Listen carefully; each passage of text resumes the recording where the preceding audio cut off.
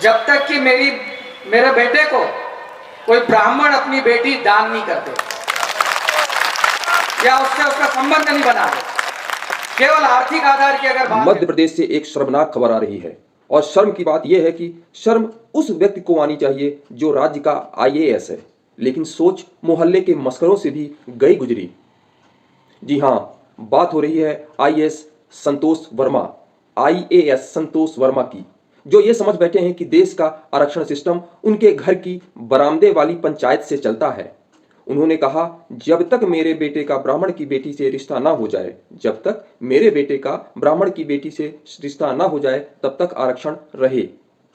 वाह साहब वाह, देश संविधान से चल रहा है, कानून से चल रहा है, लेकिन तुम्हारी संतोष वर्मा को लगता है कि पूरा आरक्षण प्रणाली उनके बेटे की शादी पर अटकी है।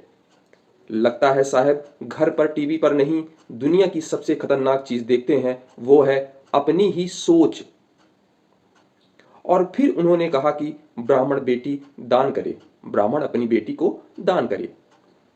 तो सुनिए साहब, देश 225 में है, लेकिन आपकी सोच अभी भी मनुवादी सड़ी गली मानसिकता के खटाल में पड़ी सड़ रही है। दरअसल आईएएस अफसर संतोष वर्मा मध्य प्रदेश में अजाक्स के नए प्रांताध्यक्ष बने हैं। उन्होंने एक कार्यक्रम में कहा कि जब तक मेरे बेटे को कोई ब्राह्मण अपनी बेटी दान नहीं देता या उससे संबंध नहीं बनता, तब तक आरक्षण जारी रहना चाहिए। इन घटिया बातों को लेकर एमपी में सियासी उबाल आ गया। उसके बाद ब्राह्मण समाज के लोगों ने एफआईआर दर्ज करने की मांग की है।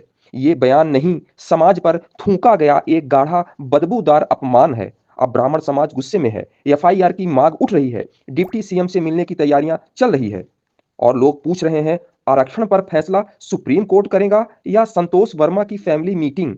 मोहन सरकार दबाव में है, क्योंकि मामला सिर्फ बयान का नहीं, मानसिक स्तर का है। देश ये सोच रहा है कि ऐसी सोच वाला आदमी आईएएस ट्रेनिंग में कैसे घुस गया, या सवाल यह है कि ट्रेनिंग ने उसकी सोच को छुआ ही नहीं।